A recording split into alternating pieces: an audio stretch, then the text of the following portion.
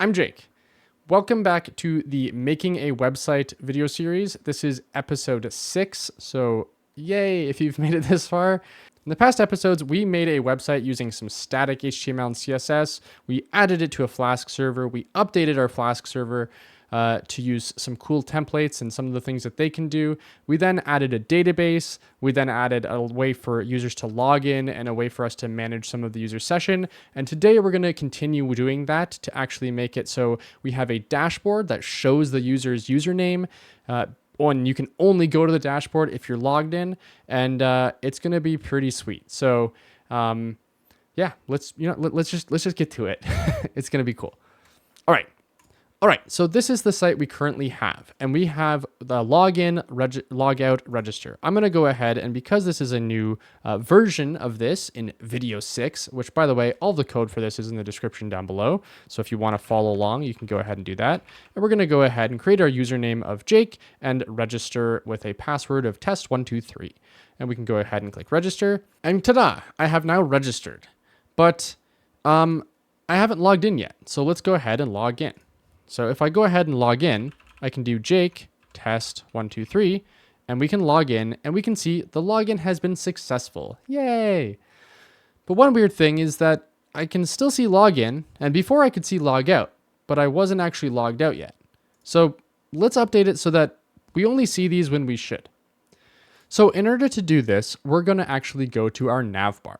And within here, I'm going to just copy and paste some of the stuff so I don't have to type it all again. And we're going to just paste in this here. So what we're going to do is, and ta-da, we're going to have a dashboard pretty soon too in this video. So yay. If the user is defined, which again, if you remember from before, you can actually check for specific values to be defined or set or loop over them or whatnot, like the messages we have flashed. Here, if the user is defined, we're going to show them the dashboard and the logout button. And then it's going to go to the logout URL, which is kind of just /logout. Honestly, we probably don't need this part, but that's fine. Then, if the user is not defined, we're going to show the login and the register links. That means that, well, in this case, if we just did this and we went back to our site and we refreshed, we're always going to see login and register because we haven't actually passed the user value to any of our templates. So let's update our code so that we do that. So this is actually going to be really easy to do. It's just going to mean we're going to have to update a few things. So in order to do this, we want to make sure that anytime we call render template, a user is provided. So the easiest way to do that is to just create a new function that is going to call render template for us. So let's go ahead and create one here, and we're going to call it render template for user. And we're going to take in a template. That means that anytime render template is called, instead we're going to call render template for user. And let's find all of these cases. Redirect, going to home, that's fine. Render template. And render template.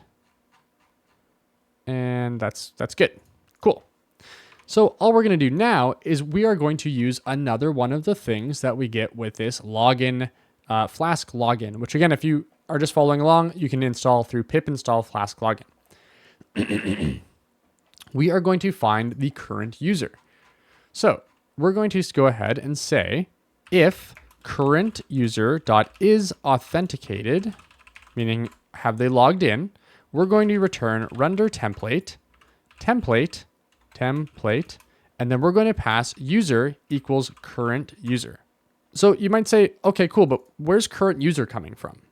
Well, when we log in, when we do this login user, we are actually doing something pretty cool here. So when we do this, the user object, which we are passing here, has an ID.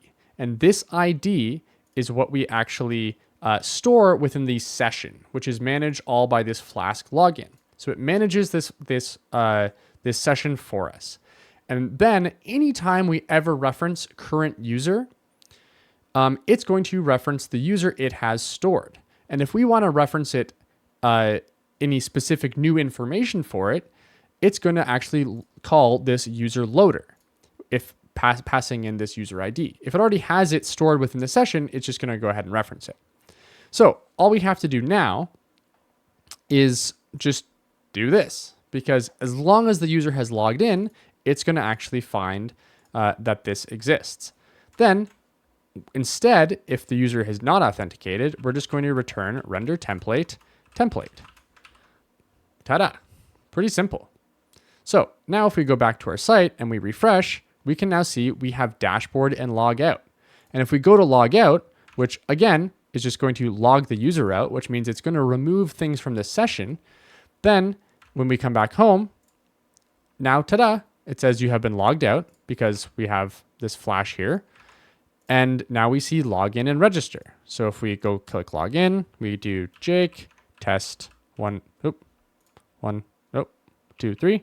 I can type really well and click login. Login successful. We have a dashboard and log out. Woo! Yay. Cool. But dashboard doesn't do anything yet. So let's add that real quick. All right. So I already have the dashboard.html here, and I do have the code. So let me just paste that in real quick. It's actually very, very simple. All we're doing here is we have the title of dashboard. We're still referencing the same CSS. We're still showing the navbar. And then we just have a wrapper where we have some super secret stuff. And then we're saying welcome user.username. So this is going to work pretty easily, but let's really quickly update the route for this, or add a route for this, I should say. So we're going to go here, and right under here, we're going to do app route dashboard, and then dashboard.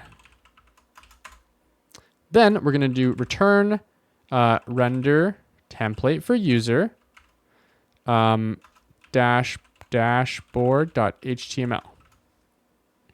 And we're done, kind of. So the reason we're only kind of done is because we actually only want the dashboard to be visible or to be available if the user is logged in. Because we don't actually even show it to anybody unless they're logged in, right, within the navbar. But if you just knew that you could go to the website /dashboard, you can still do it. So we need to block that. So in order to block that, we can simply add a decorator here doing @login required. And this now means that we have to be logged in with our flask-login library. So if we have used the login manager to log in, which we are always doing when a user logs in, then that must be logged in. That there must be a session for a given user in order to reach the dashboard. Awesome. So now if we go ahead and go back to our page and we refresh and we go to dashboard, ta-da, it says welcome Jake. So how is it getting Jake? Well, again, render template for user is now rendering the template if the user's logged in, but it's always going to be logged in for this dashboard. And it's passing the current user. And this user is now available to anything that's being rendered, right? Including the dashboard, because we're referencing user.username, and that's what this user is, user, and then it has a username. And then it's also being used within the navbar so that it knows to show the dashboard and the logout. So that's why it's working. Pretty sweet. So now we can go home, we can go to the dashboard, and it works great. Now, what happens if I log out, so I'm not logged in, right? I don't have anything here, and I try and go to the dashboard. Well, if I try and go to the dashboard, it's saying it's unauthorized because you don't actually have a user that is logged in order to reach this. So it is a valid URL, but you can't hit it because you're not logged in. So that's all so far for user logging in. In the next video, we're going to start adding in some stuff so that the user can actually add and store some stuff in the database, and then they can view it and maybe even eventually delete it if you want within the website as well. So that, you know, once you've gone to your dashboard, it doesn't just say hi because that's not that useful yet. So thank you so much for watching.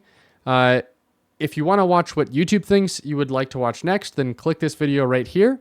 And if not, then, well, either way, I guess. Have a great day. Bye-bye.